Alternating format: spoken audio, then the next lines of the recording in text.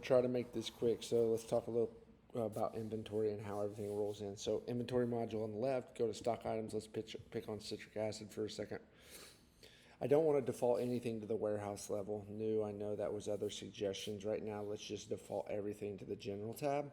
And it'll require us to count that monthly just based on the general standing.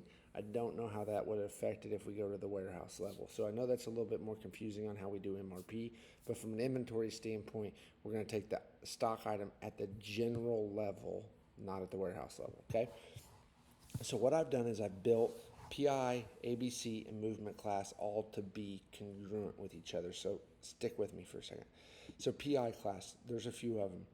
A, B, C, X, right? I say X, count it quarterly so that we can get this out of the system. And then ABC code, it's just A, B, C, X. So it's very congruent. And then movement class is the same thing. So H for high turnover, which is 12 times a year, so that's a monthly count, right? Or if you wanted to go to average turnover, that would be a B, so that would be 4 times per year. And then L, which is low turnover, that says 1 times a year. So that kind of meets or matches our ABC method, okay? The other thing I did, I just want to let you know, so if you go over to inventory and then you go to cycle counts, give me 1 second, physical inventory types. So when you're pulling physical inventory, you have to do it by a type ID.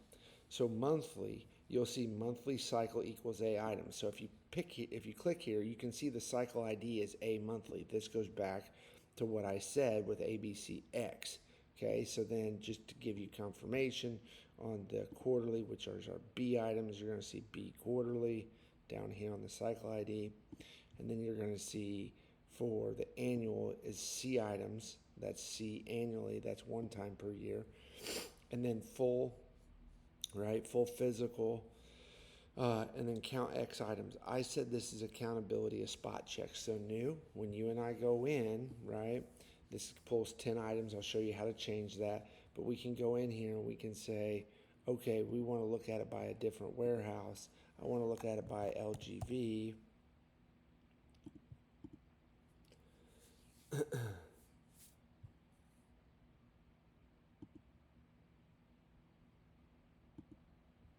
Oh, sorry, I'm in the wrong section.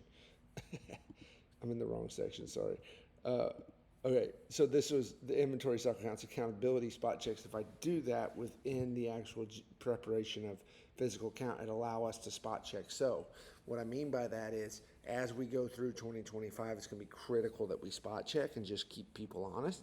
I don't think anybody's trying to cheat it, but I just want to make sure that we're good at it and disciplined. So I hope that answers your questions. Obviously, you know the process, physical inventory count. I have to pick it by LSP items, right? But you can see like anytime, so this monthly, right, is A monthly. But if I change this to quarterly and select it, you'll see B quarterly changes. And if I change this to C annually, it just changes to C annually. If I change it to count X items, this is our spot check, random items up to 10.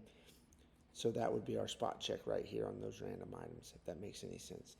Let me know if you have any questions. Hope this helps. Thanks.